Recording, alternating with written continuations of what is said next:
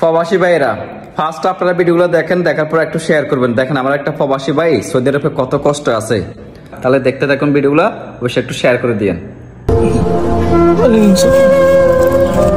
বাংলাদেশি নাকি? আপনি এত রাত্রে বসে রয়েছেন? এই তো ভাইয়া থাকার জায়গা নাই, থাকার জায়গা নাই। আজকে অনেক দিন হয়েছে বাইরে বাইরে ঘুরতেছি। আমি আজকে 3 মাস হয়েছে সৌদি আরবে আসছি।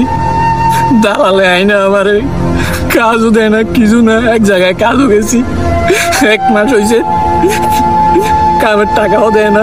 এখন একজনের রুমে থাকতাম, খাইতাম, বার করে দিছে ভাইয়া। এতদিন আমি রিয়াদে ছিলাম, এখন চলে আসছি এখানে। আগামা টাকা আছে নাকি? আগামা দেয় নাই, দালালে বলছে 3 মাস পরে আগামা দিব। 3 মাস পার হয়ে গেছে, এখনো আগামা দিছে না। খাওয়া দাওয়া করছেন রাত্রে? না ভাইয়া, এই দেখে আমার কাছে 5টা টাকা ছিল, তুই সকালে কি খাবো?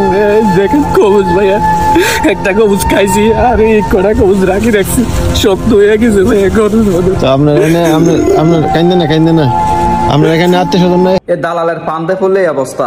আপনারা সবাই ভিডিওতে দেখলেন, আমার একটা বাংলাদেশি ভাই সৌদি আরবে রিয়াদে রাস্তার পাশে বসে আছে, শুয়ে আছে। তো যারা সৌদি আরবে যাওয়ার জন্য আগ্রহী আছেন, আপনারা এখন সৌদি আরবে যাবেন না। সৌদি আরবে এখন অবস্থা বেশি খারাপ, আর কোনো দালালের পান্তে পড়বেন না।